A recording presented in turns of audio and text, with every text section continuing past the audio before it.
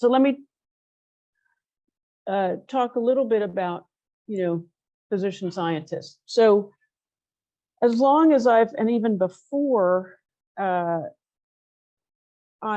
began my career, there was much in the press about the sky is falling for physician scientists. It's a dire time. So as early as 1979, Jim Weingarten, who became head of NIH, was writing pieces about this. All in my early career, I was hearing this.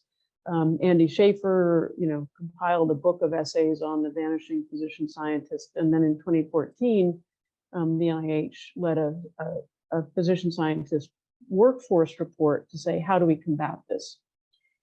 And I would say much of the efforts around combating this have focused on what does the National Institutes of Health need to do, or what do the National Institutes of Health need to do, and a little bit less on what institutions need to do. And so I'm going to be talking mostly about what institutions need to do, which I think really does work. And I want to make a couple of sort of general assumptions. One is why I think it's so important that we continue to develop physician scientists. And one is that aspect of being a physician really does inform the questions that you ask. And this is probably the best example of this, where when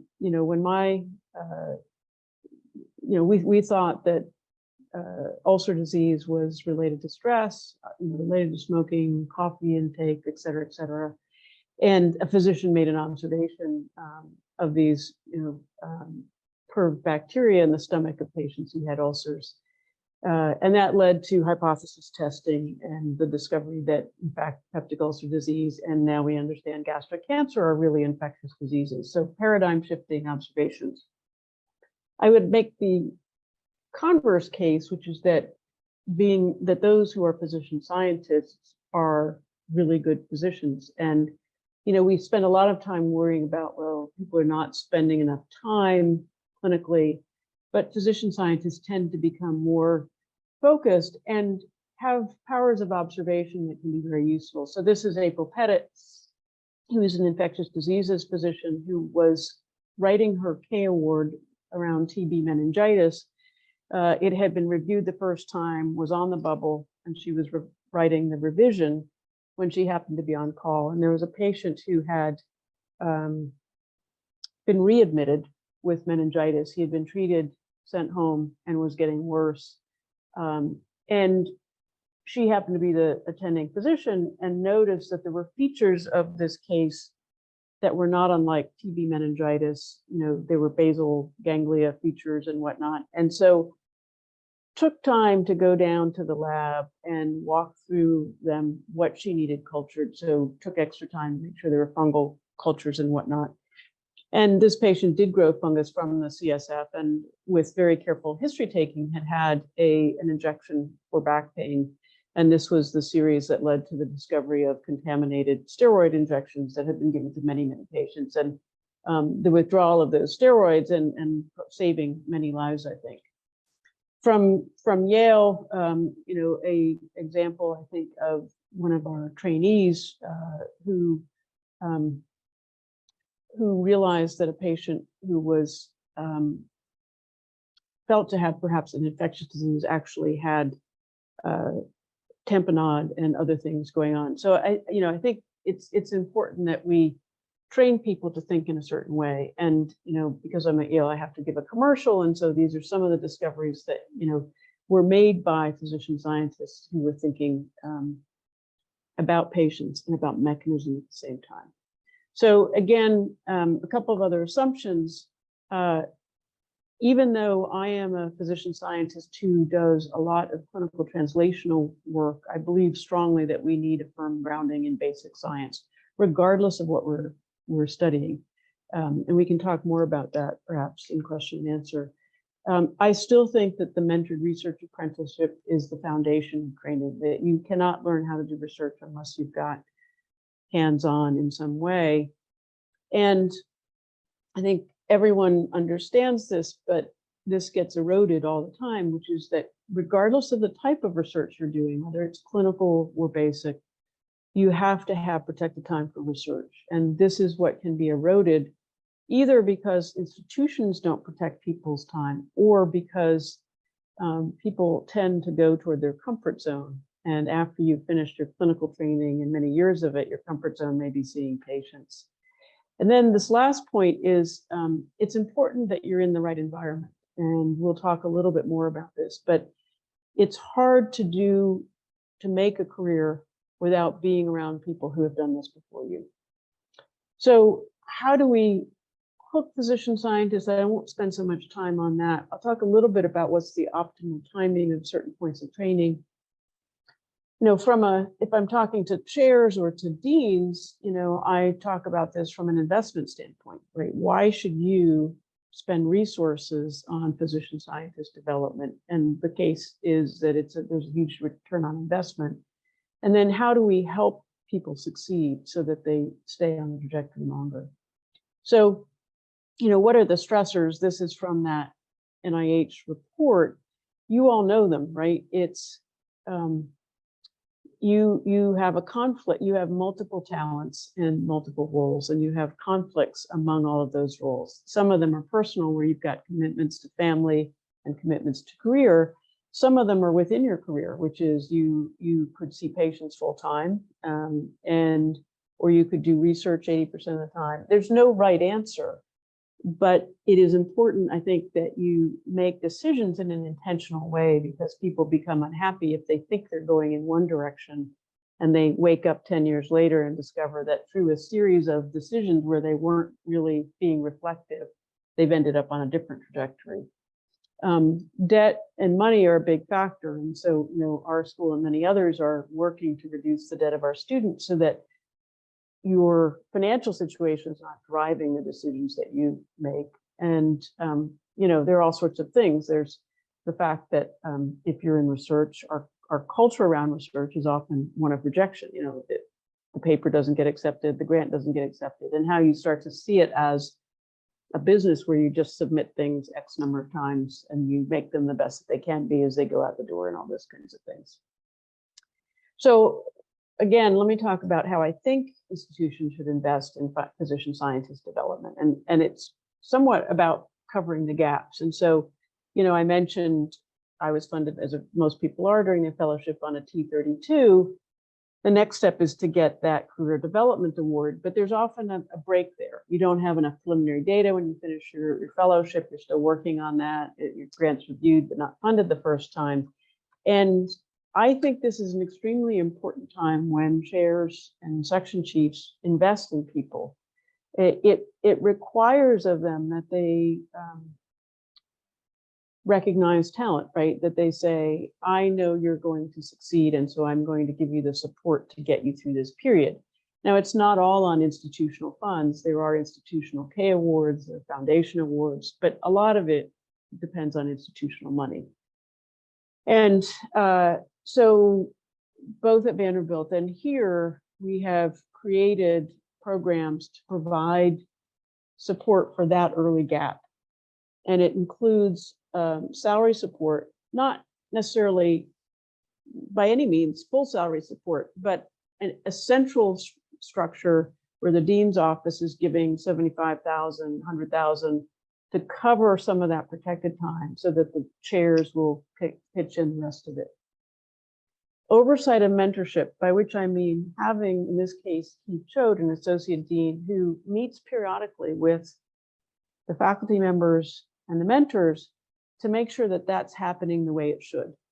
And if you are in a role like that, where you're meeting with faculty members across the institution in that K award phase, you start to pick up trends. You start to pick up who are the departments who really understand what they need to do to mentor their faculty, and who are the departments who are struggling. Maybe they've never had physician scientists, and you can start to help the chairs, and you can start to help them leverage mentorship in other departments.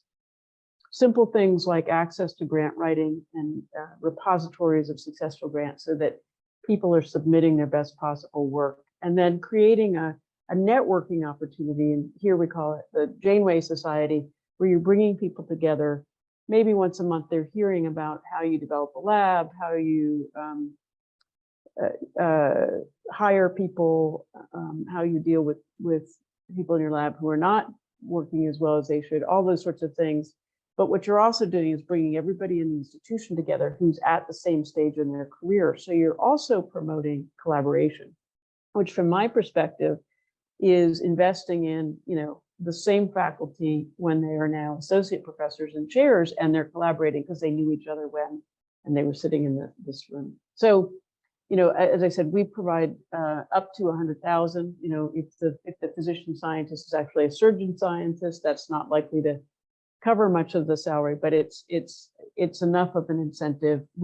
Part of this is it gives you the ability as the central institution to look over and make sure that somebody is actually getting their protected time, right? So because again, chairs who are thinking about budgets may be tempted to say, you didn't get your K award yet, and so why don't you just take another couple of days, half days of clinic?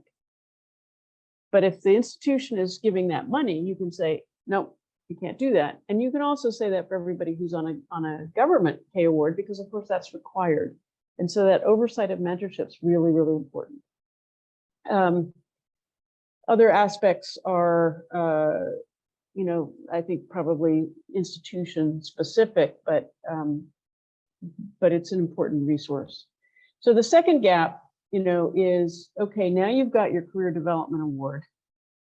And if everybody's paying attention and that oversight of mentorship is in place, ideally you get it in early, your R, because you've been thinking about it and you've got lots of preliminary data, you have time to resubmit it, you get your R1 and there's no gap. The reality is, maybe you and your mentor were not paying attention and you wake up and it's year 4 and you go, oh my God, I've got to submit this R1. Then you have to resubmit it and there's a gap there. So that is another really important place where departments and institutions need to support people. And by this point, we have made a huge investment in our faculty and we're crazy not to do that. If we don't think this is the right career trajectory for someone, then we ought to have that conversation. But if we think someone's going to succeed, we can't leave it to chance, right? We need to be there behind them and support them. So, and if you do that, so you have those early career development programs and you do that kind of support, I can tell you that you can move the needle on the time from K to R conversion. These were our data from Vanderbilt, and we are doing the same thing here. We're already seeing an impact on our K to R conversion rate. So part of this I mentioned is a grants library, and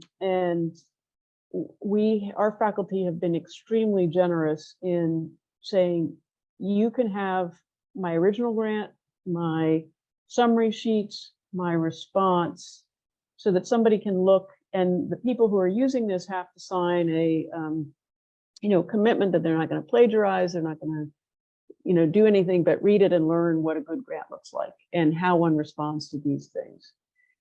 We offer a mock study section.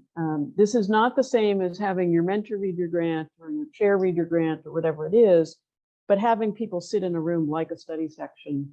And we film it so people can see it. And this is extremely valuable. I will tell you also that the faculty who do this, who are senior faculty with many, many accomplishments, have a blast. And they come back to do this over and over again, and they feel like they're contributing to their colleagues' careers. And the first time we did this when I was at Vanderbilt, we actually we didn't film it, we had a one-way mirror, and we would call people in so they could see their grant being reviewed. And the reviews were pretty, they were loving, but they were still pretty harsh. And I called the junior faculty up afterwards and said, are you okay? So I was a little worried about it. And they said, oh, that was great.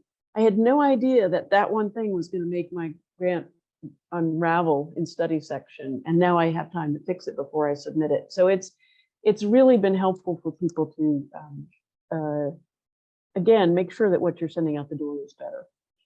And again, from the perspective of a chair, you know, I wasn't sure how I would feel about having the dean's office funding so many faculty or playing a role in the career development of my faculty. But from the perspective of a chair, I realized that half of the people in this were in my department of medicine, and it was a huge advantage to me to have that investment. And this is what it looks like at Yale. So same thing, internal medicine, you know, Yale has a very robust psychiatry department. So we also have a big representation from the psychiatry department. And you can see the distribution of career awards in our Janeway Society. So we include the VA, those who have a CDA from the VA, different flavors of pay awards. And we've included our basic scientists with K99s and R00s as well. So again, you're promoting a little more collaboration across departments.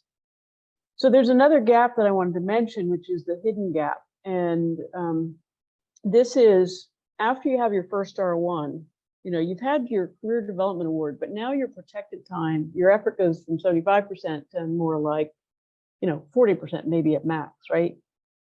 And if you haven't planned, you have a bunch of salary that's not covered. And so one of the roles of the mentor and the section chief needs to be, you know, making sure people become co-investigators on other grants and have other efforts covered, so you still have that protected time.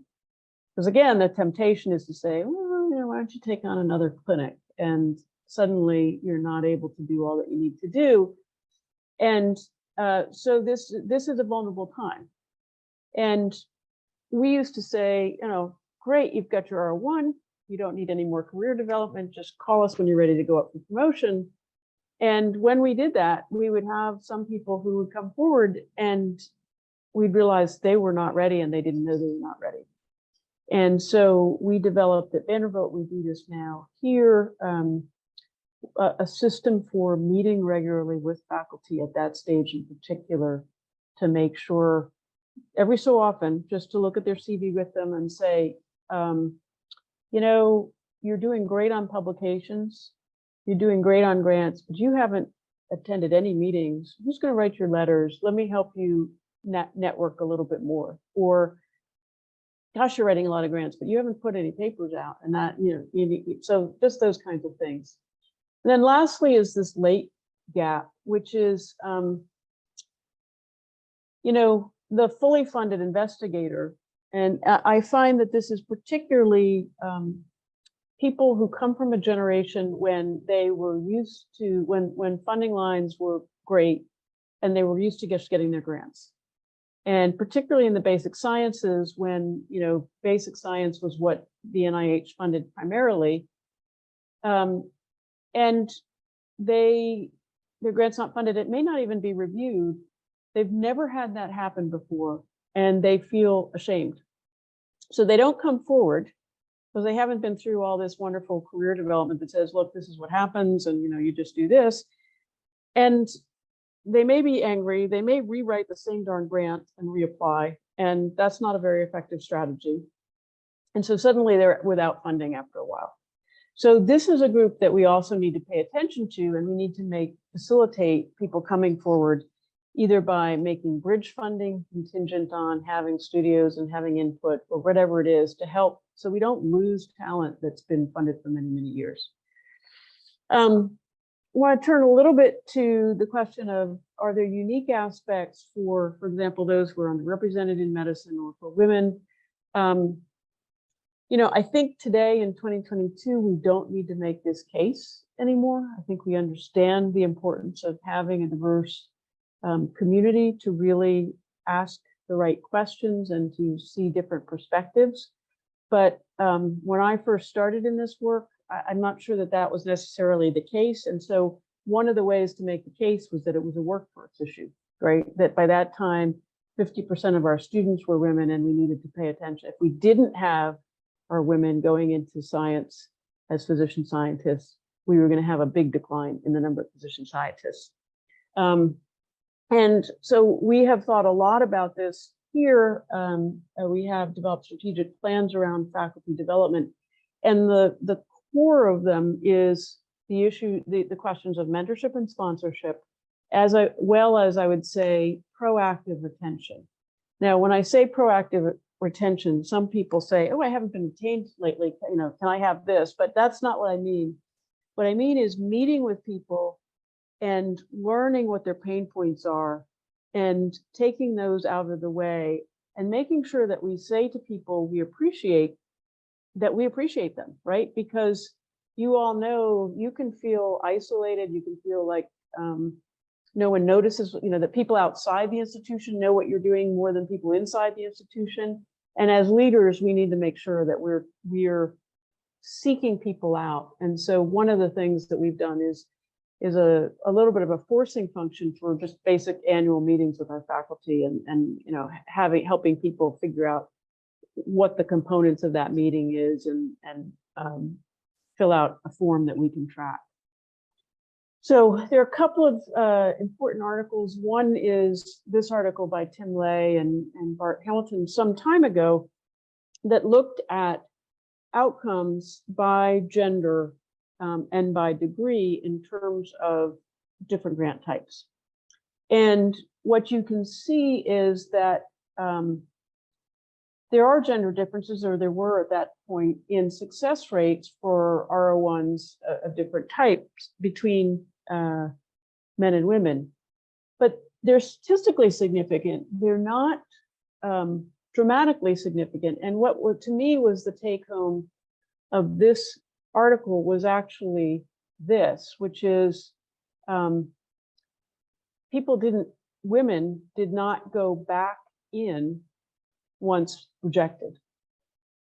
And that what we really needed to focus on was helping people put that revision in and stay at it and provide the kind of support that was the main gender difference. A slightly later article, about 2 or 3 years later, was this article from people at National Institutes of Health, Donna Ginther and others, looking at award probability or success rates based on race defined here at the time. So, and what you can see are their disparities. But one of the things that was very interesting to me in this article actually appears in the appendix, and it looks at this disparity based on where people are. And I would point to this graph here, looking at the disparity still there and pretty significant in top 30 NIH funded versus lower funded institutions, where the gap is even greater. And so what I said in the beginning about the importance of being in an environment where there are people around you who are doing the same kind of work, I think should not be underestimated.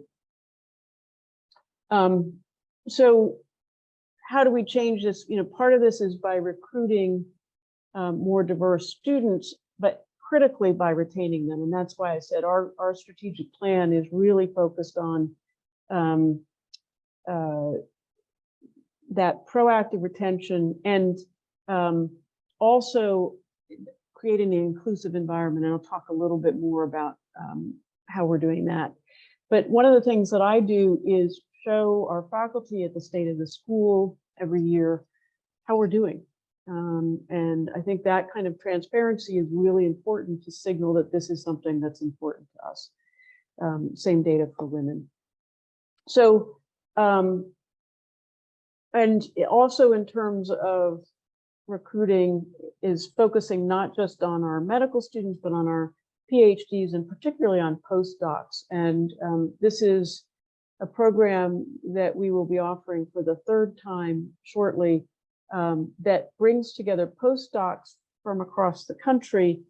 And their application is partly describing their science, partly describing their efforts in the arena of diversity. And those two components are evaluated by different committees, and then the scores are summed. And but what I would point out is we have done this in collaboration now with a bunch of institutions, and it allows us to bring top postdocs in the country together with senior faculty from top institutions. And some of those senior faculty give mentoring workshops, do kind of, speed dating kinds of things. And so it allows us to showcase the work of postdocs across the country. So I mentioned, we are tracking now K to R conversion. These are Yale's rates on the left by different types of awards versus national rates. And then this is looking at women versus men.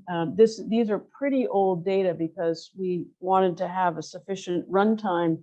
So these were awards beginning in 2010 to 2014, and same data for underrepresented groups.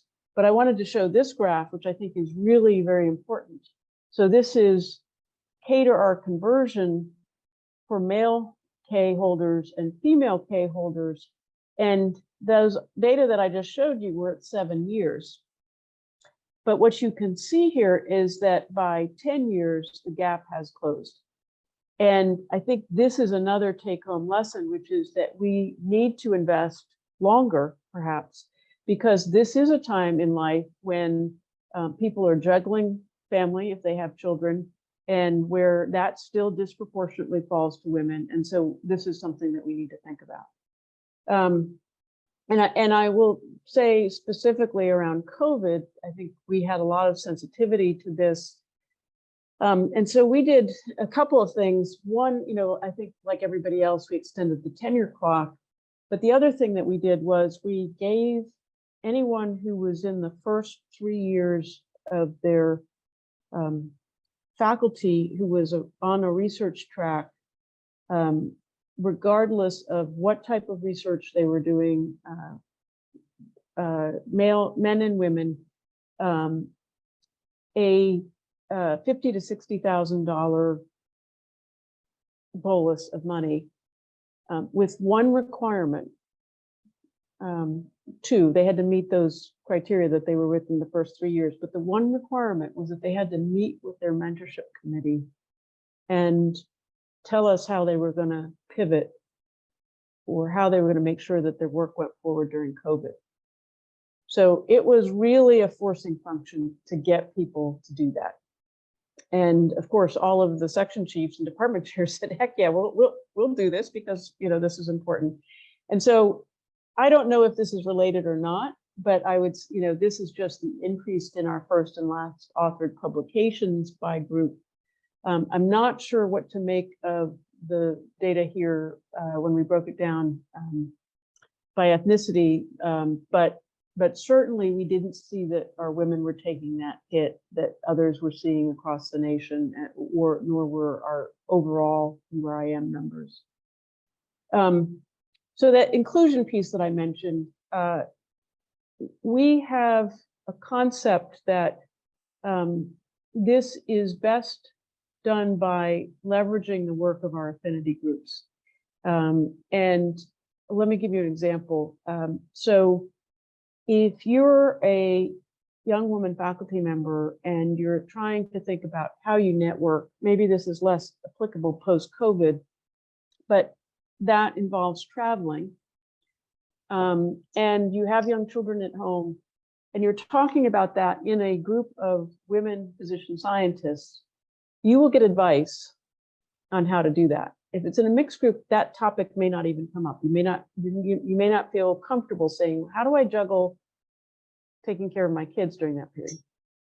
Similarly, if you're at MORE, which is our minority organization for retention and expansion, that's a place where you can say, I've just been asked to serve on my 10th committee. And where people who have thought about that can say, this is how you say no. And it will not, you can say no. And here's how I do it. Sometimes I nominate somebody else for the committee, but it's not on you.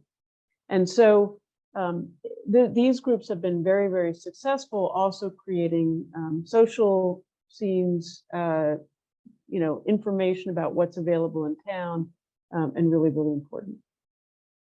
I think I'll skip this. I do want to say that I've been focusing on traditional models of physician scientists, right, where you're spending 80% of your time or 75% of your time doing research and the rest of your time doing clinical. But many of our clinician educators who are on a track that supposes that you're spending most of your time doing clinical work become bitten. They're the late bloomers.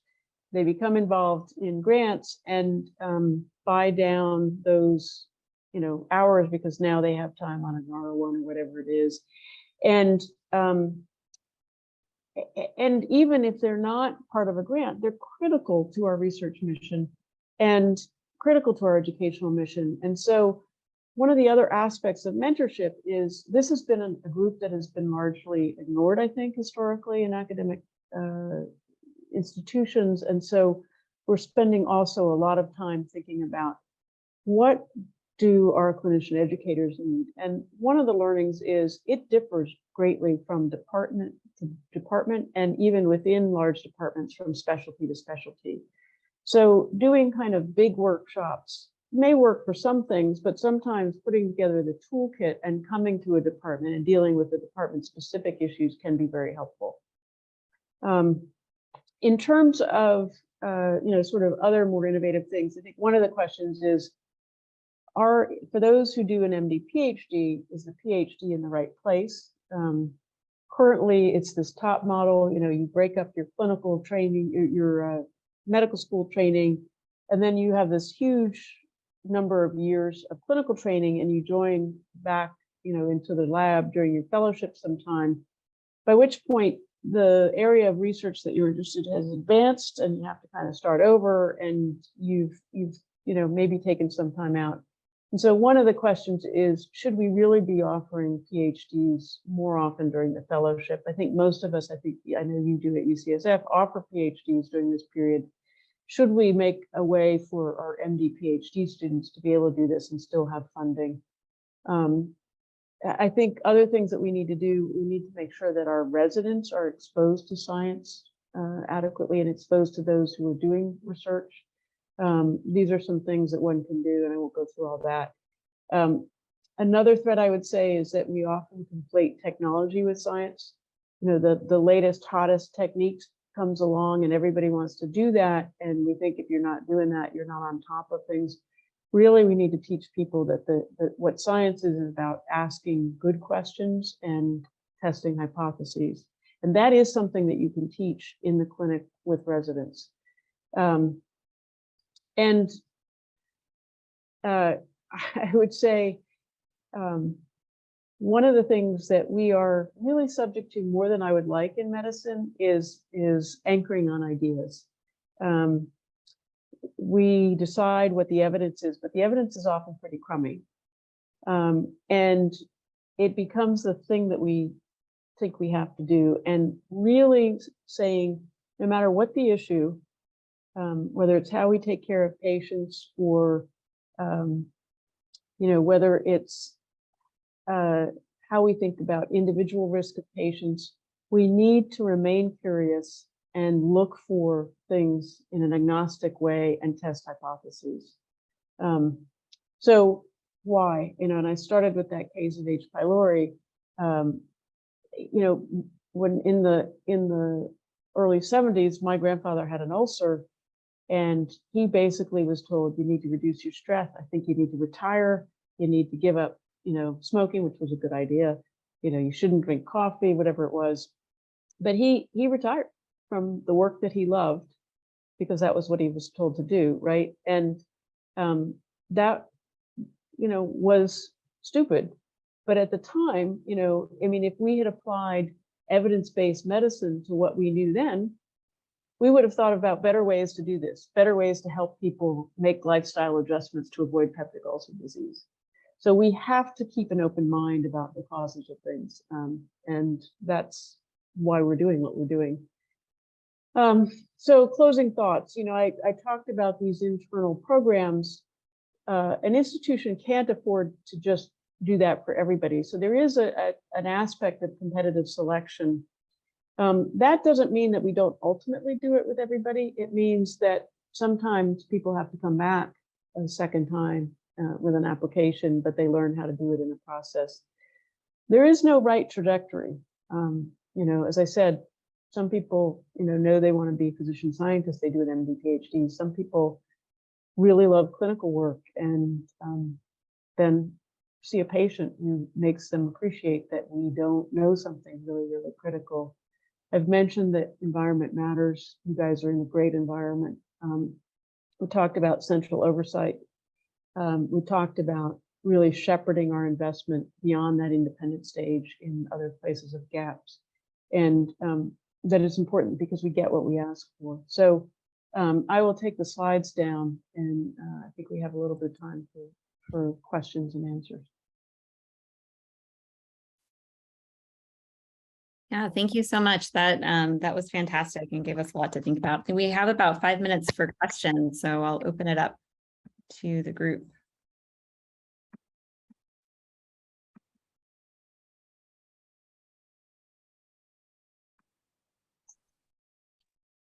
I can start off with one. Sure. Thanks, Dr. Brown, so much for joining us. I'm Betsy Crouch. I'm an assistant professor in pediatrics. I was checking out the contribution of pediatrics to your mock study sections. Yeah. We've proposed that here in the Stem Cell Institute at UCSF, and I would be a big fan. I'm putting in a DP2 tomorrow. All that to say, I'd love to hear more your thoughts on running a lab like a business, whereas not so as to not get so discouraged by one rejection, but rather to plan for systematically applying for grants. Yeah. Easier said than done, but that's why your mentors and section chiefs are there. I think it's really important that those of us who have been rejected many times share that. So I think some of it, and some of it is having that peer group where you can hear about both the downs and the ups. So when someone you admire who's a couple of years ahead of you has not had a grant funded, and then they call you up and say, I got it, and it's still the highlight of my day. So I have a former fellow who had submitted the K award, the CDA to the VA, and resubmitted both. The CDA hadn't budged, and was getting kind of disheartened. And then within days, I got the email, or the score for K award, where they really loved it. And so I think that is the other thing is, you need to submit. You never put your eggs in one basket, right? So you need to submit to multiple places and understand that it's very dependent on who the reviewers are. So, taking the time to make sure that your grants go to the right place, but diversifying your portfolio. If you were running a business, you would never just have one source of revenue, right? I mean, that would be, because if it goes away, you're stuck. So making sure you submit lots of different places. And then the aspect of showing your sharing with somebody else who can say, I see what they're saying. Because sometimes you really can't see, you just get so wed to an idea. I had a grant that was reviewed 5 times before I got it when I was younger. And the reason it was reviewed 5 times is because I thought it was really brilliant to put mouse studies and human studies in the same grant. Like, this really showed translation. But you could never get a reviewer who knew about both. Right? You got people who either understood mouse studies or people who understood human studies, and they didn't look at them the same way. And so it wasn't until I separated them that I got the grant. And it was late enough in my career that I really wanted to answer the question, and it was that allowed me to keep putting it in because I was just really curious about the question. I would say if I look at people who struggle, there are 2 characteristics. One is lack of mentorship, and the other is terminal stubbornness. There aren't very many of those, but every once in a while I see someone who just, no matter how many people say the same thing, you think this is a really great idea. It is, but it's too high risk for this, point of your career, or whatever the advice is. They just, and stubbornness is good. in small doses and at the right time. But if 3 people are telling you the same thing, it may be something you should listen to. Thank you. Did I see another? Oh, I had my hand up, but I can save it for the Q&A. Okay. I think it's a coffee, right? Are you? Yeah, Yes, we have coffee. an informal coffee chat after this for WPSS members. If there's any non-WPSS member who would like to ask a question before we break, this would be the time to do it. And are we staying on this Zoom or am I changing it? I wasn't paying attention. No, we'll switch to a different one. And Okay. I sent you the link There it is. Okay. in case you don't have it in front of you. Okay, so we'll all hop over on the other Zoom and I guess right now. Okay, see you there. Bye.